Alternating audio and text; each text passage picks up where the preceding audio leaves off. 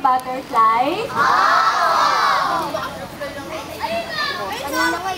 Oo, dito, gulang. Gumanon ka sa diba?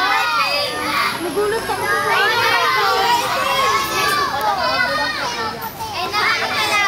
okay.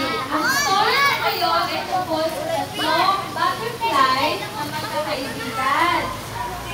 Si Yellow, si Red, at saka si White. Ready na ba kayo? Okay.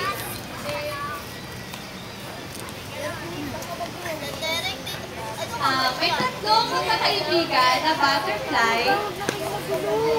Isang araw, namamasyal sila sa may mga flowers. Tapos,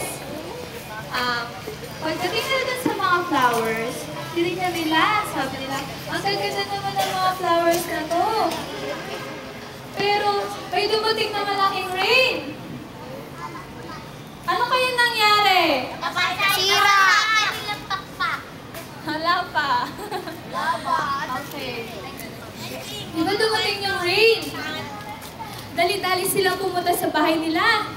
Pero, yung bahay nila nakasara. Paano yun?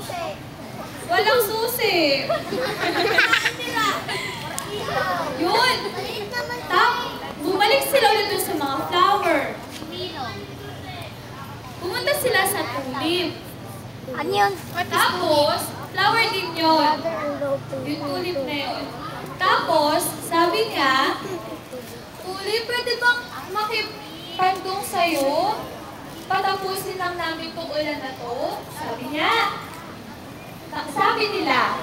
Tapos sabi ni tulip, ang papapasukin ko lang ay yung red at saka yung yellow. Di ba may isa pa? White. Tapos, sabi kong dalawa, ayoko na, hindi na lang kami papasok, kawawa naman yung si White. Diba? Pumunta ulit sila sa isang flower. Tapos, sabi ng isang flower, ang papapasukin ko lang ay yung si color white. Kasi siya lang ang friend ko. Ikaw kay friend. Sabi nung isang flower. Tapos, nung nandun na sila, sabi nung si color white, ay, hindi na lang kami papasok.